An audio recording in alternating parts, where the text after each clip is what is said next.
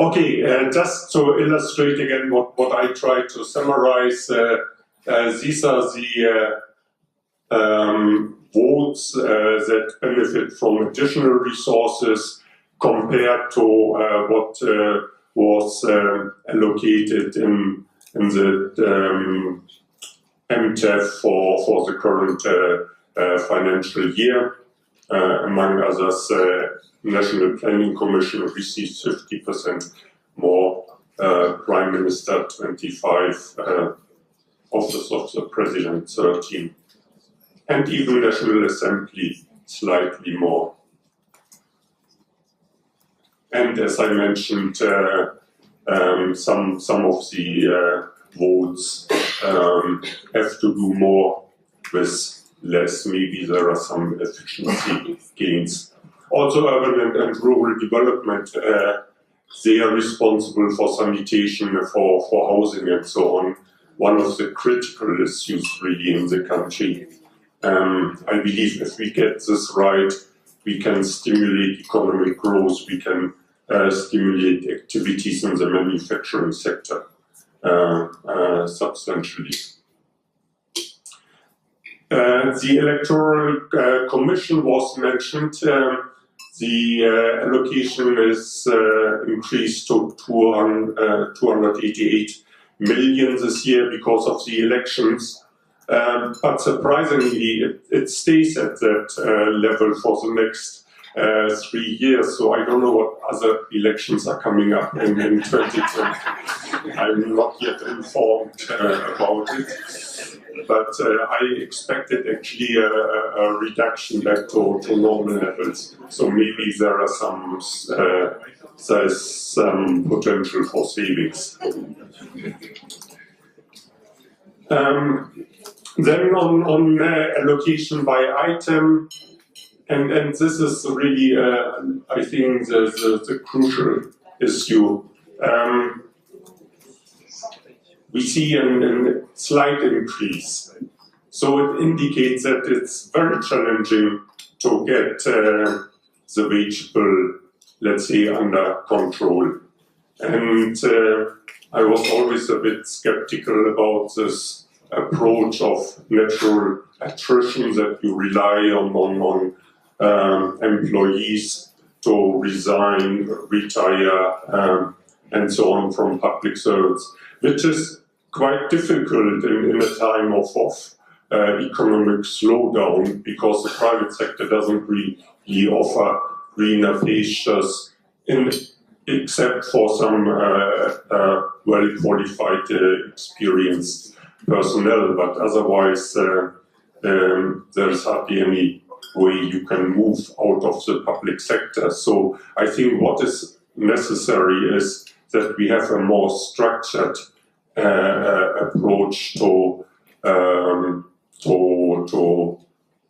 even reviewing the whole setup of the public sector and embark on a public sector reform, not only on offices and ministries and agencies, also public enterprises. The wage bills there are also certainly quite high, and all the other public entities that exist. It's often forgotten. We have about, I think, 610 or so public entities in Namibia in total.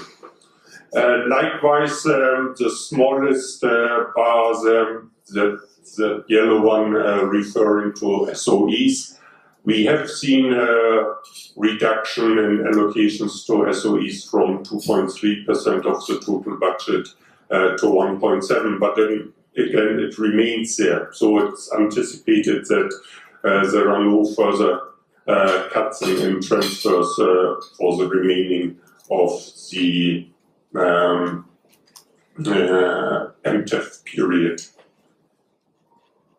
Social grants account for about 6.3% of total expenditure. I believe this is money well spent.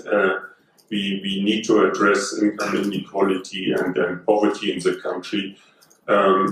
not only that people can live in dignity, but it makes economic sense, because if you strengthen the income of low-income earners, this money flows almost immediately back into the economy, and often if they are purchasing domestically produced products and not imported products. So the impact on the economy is much stronger than it would be if you increase, let's say, incomes of the better off.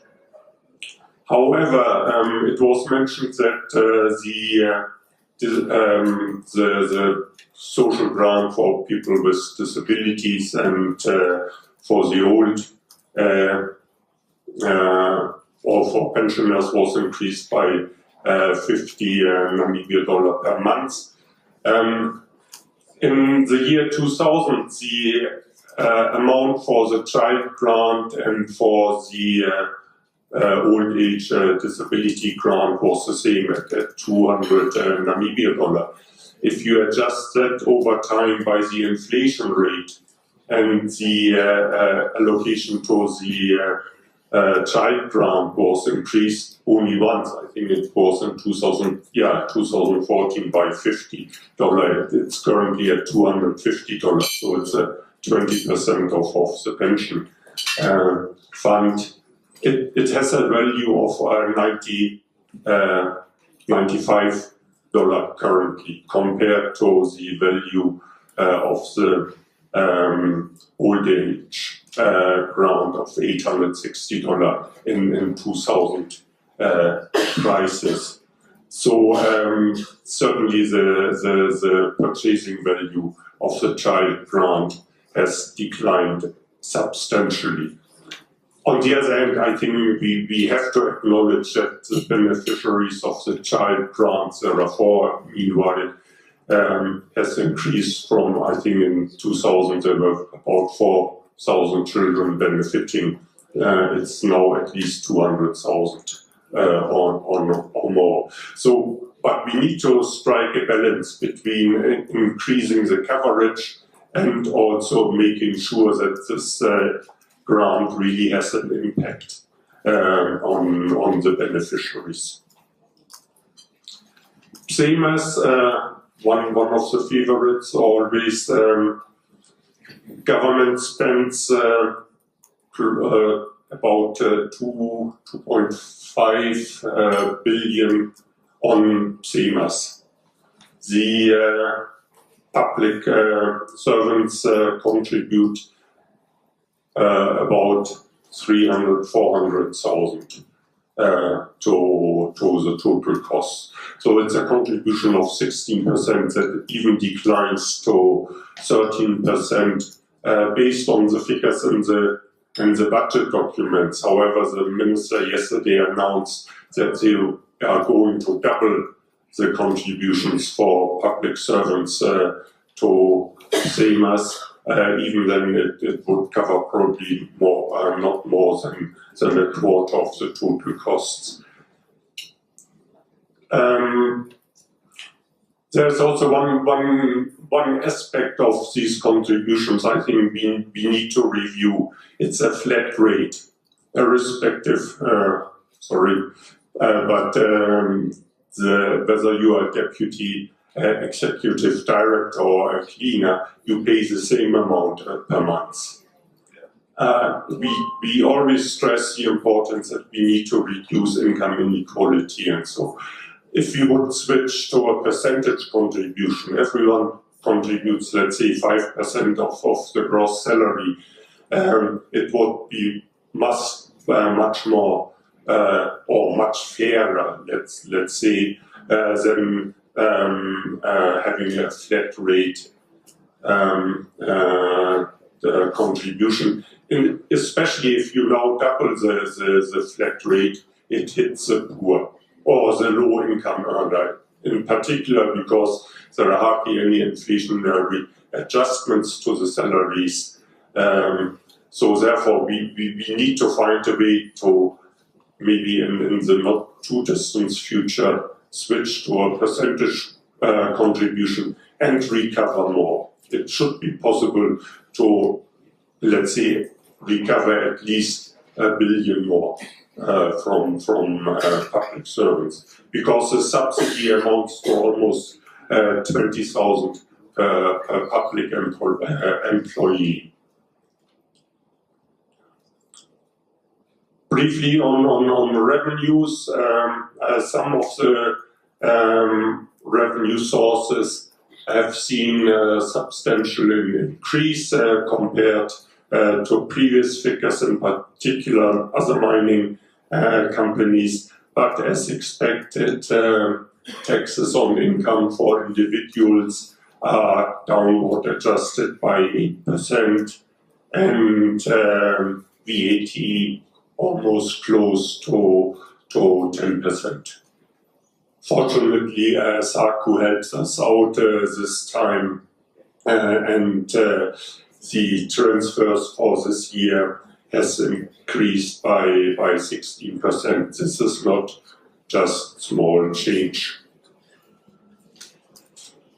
What is also encouraging, I just compared GDP growth to the growth in income tax and VAT over time, 10 years period between 2008 and 2017. So revenue from income tax and from VAT increased much faster than GDP growth, which indicates that there are significant efficiency gains. And more residents abide by the tax laws, despite these ongoing court cases. I think it also sends a strong signal you can not escape the arm of justice. It was mentioned yesterday that the tax-free allowance for pension fund contributions will be increased to a maximum of 150,000 Namibia dollar per annum. This is again one of the areas I think and there are many more also in our tax system that is not in line with reducing income inequality. Because tax-free allowance benefits those who have a higher marginal tax rate. The highest marginal tax rate is currently 37%. So if you're in the highest income bracket, currently you benefit to the tune of 14,800 from this tax-free allowance to pension fund. If we increase it to 150,000, it would be 55,000. That's probably the average salary of a Namibian employee. While those that earn less than 50,000 per annum, they don't benefit at all from tax-free allowances because 50,000 is a tax threshold. You don't pay any taxes.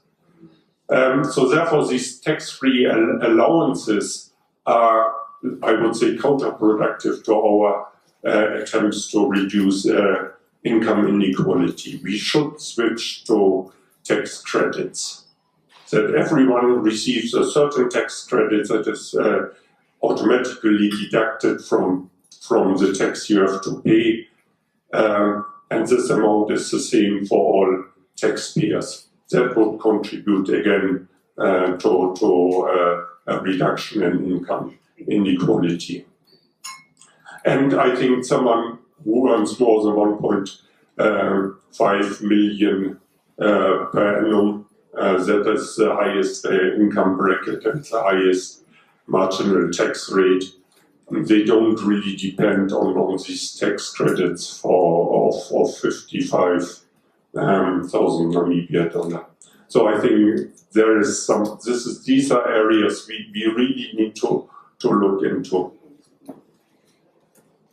And if we would have tax credits that benefit again low income earners, it benefits the local and then domestic economy, because these are not funds that end up on offshore accounts and saving accounts, but they are immediately spent in the economy. Quickly on our ambitions concerning the budget deficit and the public debts. We have managed to stay above our budget deficit target of 7%, but we are quite above our public debt to GDP ratio, aiming at 35%. It's going up beyond 50%. In order to stabilize public debts, my quick calculation is we need to have a budget deficit of 2.5% or below.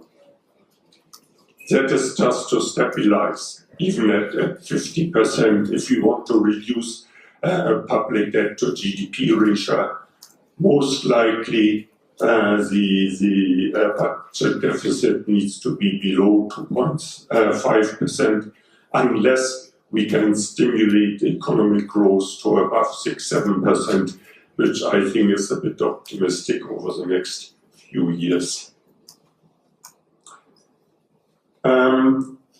Most of our debt is in domestic debt. Foreign debt accounts for slightly more than a third. It made sense in the beginning to borrow in international markets because interest rate levels were much lower. So in 2009-10, foreign debt accounted for 25% of total debt, but for only 11% of interest payments, which clearly indicates much lower interest rate levels in foreign markets. But this has been eroded by the currency depreciation. So currently, although interest rates in Europe are negative even, you have to pay if you deposit your money on banks if it's more than €1 million. Because of the depreciation of the Namibia dollar, it turned around. And now interest payments are equal to the debt stock.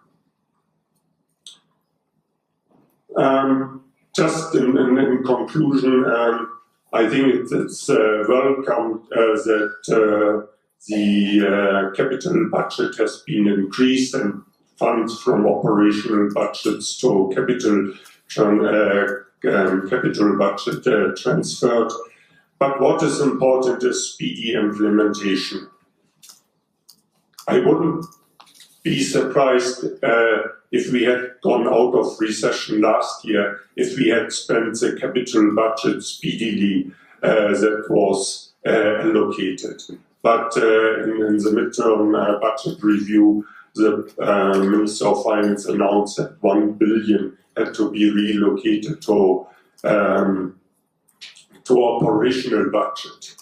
If that had been spent on the capital budget, it would have improved our economy substantially.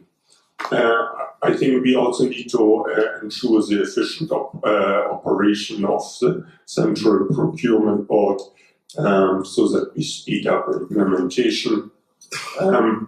Compared to the previous years, the current budget deficit and debt forecasts are probably more realistic, although I have my doubts that we will be able to reduce budget deficit to 2.8% by the end of the current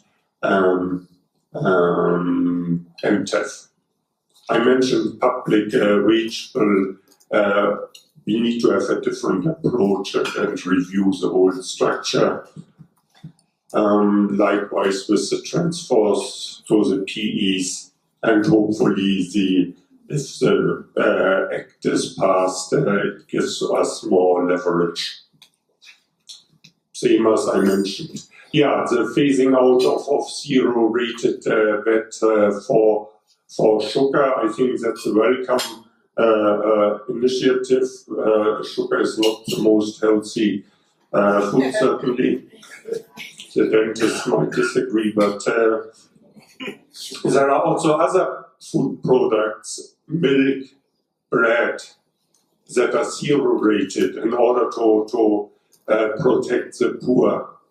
I'm quite sure the poor in the remote areas, they don't have access to milk, they don't have access to bread, they do not benefit. I think we should review all these zero rating and maybe have targeted support for the needy instead of this zero rating that benefits me probably more than any resident in the informal sector. And in order to stimulate economic growth, we need to improve our competitiveness and the investment climate in the country. We are slipping back almost every year in comparison to other countries. So we need to have some concerted efforts there. And we need to have more clarity on certain policy initiatives.